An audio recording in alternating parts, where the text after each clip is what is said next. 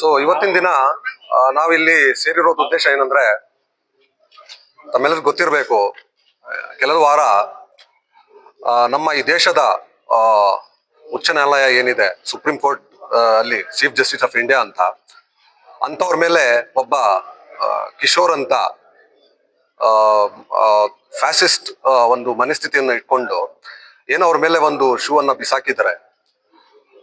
ಅದ್ರ ವಿರುದ್ಧವಾಗಿ ನಾವೆಲ್ಲರೂ ಸೇರಿದೀವಿ. ಸೊ ತಮ್ಮೆಲ್ಲರಿಗೂ ಗೊತ್ತಿರಬೇಕು, ಚೀಫ್ ಜಸ್ಟಿಸ್ ಆಫ್ ಇಂಡಿಯಾ ಅಂತ ಏನಿದೆ ಒಂದು ಹುದ್ದೆ, ಈ ದೇಶದಲ್ಲಿ ಅತಿ ದೊಡ್ಡ ಹುದ್ದೆ. ಸೊ ಅವರು ಅಟ್ಯಾಕ್ ಮಾಡಿರೋದು ಶೂ ಏನು ಎತ್ತು ಹೊಡೆದಿದ್ದಾರೆ. ಅವ್ರು ಶೂ ಹೊಡೆದಿರೋದು ಒಂದು ಚೀಫ್ ಜಸ್ಟಿಸ್ ಆಫ್ ಇಂಡಿಯಾ ಮೇಲೆ ಅಲ್ಲ, ಅದು ಒಂದು ನಮ್ಮ ಸಂವಿಧಾನದ ಮೇಲೆ ಒಂದು ಶೂ ಅನ್ನು ಎತ್ತಿ ಹೊಡೆದಿರೋದು. ಅತಿ ದುರಾದೃಷ್ಟ ನಮ್ಮ ದೇಶದ್ದು. ಈ ತರ ಕೃತ್ಯಗಳೆಲ್ಲ ನಡೀತಿದೆ ಈ ನಡುವೆ. ಸೊ ಮೊಟ್ಟ ಮೊದಲನೇದಾಗಿ ನಮ್ಮ ದಲಿತ ಸಂಘಟನೆಯವರು ಎಲ್ಲರೂ ಸೇರಿ ನಮಗೇನು ನಾವು ಡಿಸ್ಕಷನ್ ಮಾಡಿ ಎಲ್ಲರೂ ಸೇರಿ ಒಂದು ಕನ್ಕ್ಲೂಷನ್ಗೆ ಬಂದಿದ್ದೀವಿ. ಅದೇನಂದ್ರೆ, ಬರೋದು ಫ್ರೈಡೆ ಶುಕ್ರವಾರ ಏನಿದೆ, ನಮ್ಮ ಕಡೆಯಿಂದ ಮತ್ತೆ ಎಲ್ಲ ಸಂಘಟನೆಗಳು, ಎಲ್ಲ ರಾಜಕೀಯ ಪಕ್ಷಗಳು ಮತ್ತೆ ದಲಿತ ಹೋರಾಟಗಾರರು ಎಲ್ಲರೂ ಸೇರಿ ನಾವು ಒಂದು ಬ್ಯಾಕ್ವರ್ಡ್ ಕಮ್ಯುನಿಟೀಸು ಮತ್ತೆ ಮೈನಾರಿಟೀಸು ಎಲ್ಲರೂ ಸೇರಿ ಇದಕ್ಕೆ ಬೆಂಬಲವನ್ನು ಸೂಚಿಸಿದ್ದಾರೆ. ಸೊ ಅದ್ರ ಉದ್ದೇಶವಾಗಿ ನಾವಿವತ್ತು ಏನೇನ್ ಮಾಡ್ಬೋದು, ಕಾನೂನಾತ್ಮಕವಾಗಿ ಒಂದು ಪೀಸ್ ಮೇಂಟೈನ್ ಮಾಡ್ಬೇಕು ಅಂತ ಒಂದು ಡಿಸ್ಕಷನ್ ಮಾಡಿ ಇವತ್ತು ನಾವು ಸೇರಿ ಎಲ್ಲರಿಗೂ ವಿನಂತಿ ಮಾಡ್ಕೊಂತೀವಿ.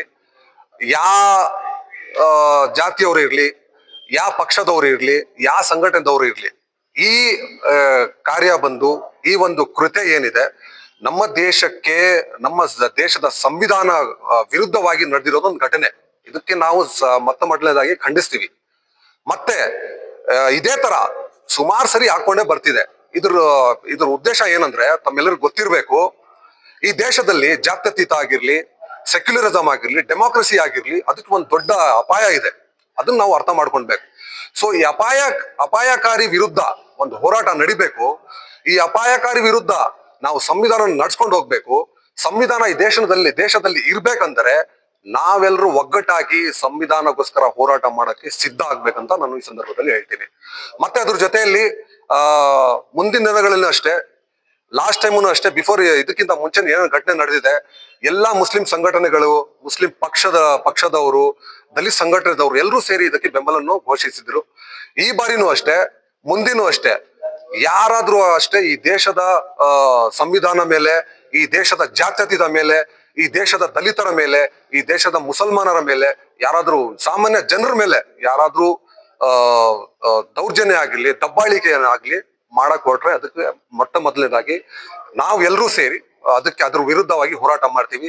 ಸೊ ಅದೇ ಒಂದು ಸೆಷನ್ ಜೊತೆ ನಾವು ಈ ಬರೋದು ಶುಕ್ರವಾರ ಪೂರ್ತಿ ದಿನ ಒಂದು ಪೀಸ್ ಮೆಸೇಜ್ ಅನ್ನು ಕೊಟ್ಟು, ಈ ಸಂವಿಧಾನಗೋಸ್ಕರ ನಾವೆಲ್ಲರೂ ಸಂವಿಧಾನವನ್ನ ಬಚಾವಣೆ ಮಾಡ್ಬೇಕಂತ, ಸಂವಿಧಾನವನ್ನ ಡೆಮೋಕ್ರಸಿನ ಸೇವ್ ಮಾಡ್ಬೇಕಂತ ನಾವು ಹೇಳ್ಕೊಂಡು, ಆ ದಿನ ಒಂದು ಪೂರ್ತಿ ದಿನ ಕೋಲಾರ ಇಡೀ ಜಿಲ್ಲೆ ಬಂದಿರುತ್ತೆ. ತಾವೆಲ್ಲರೂ ಸಹಕರಿಸಬೇಕು, ಮತ್ತೆ ಎಲ್ಲರೂ ನಮ್ಮ ಜೊತೆಯಲ್ಲಿ ಬಂದು ಸೇರ್ಬೇಕು.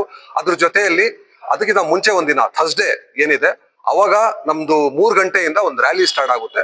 ಸೊ ಆ ಮಾಹಿತಿ ಬೈಕ್ ರ್ಯಾಲಿ, ಅದರಿಂದ ನಮ್ಮ ಉದ್ದೇಶ ಏನಂದ್ರೆ, ಜನರಿಗೆಲ್ಲ ಒಂದು ಮಾಹಿತಿ ತಲುಪ್ಬೇಕಂತ ನಾವು ಉದ್ದೇಶವನ್ನು ಇಟ್ಕೊಂಡು ಅದಕ್ಕೆಲ್ಲ ಎಲ್ಲರೂ ಸೇರಿ, ಇಲ್ಲಿ ಎಲ್ಲರೂ ಆರ್ಗನೈಸರ್ಸ್, ಬೇರೆ ಬೇರೆ ಪಕ್ಷದವರು, ಬೇರೆ ಬೇರೆ ಸಂಘಟನೆದವರು ಎಲ್ಲರೂ ಇದ್ದಾರೆ.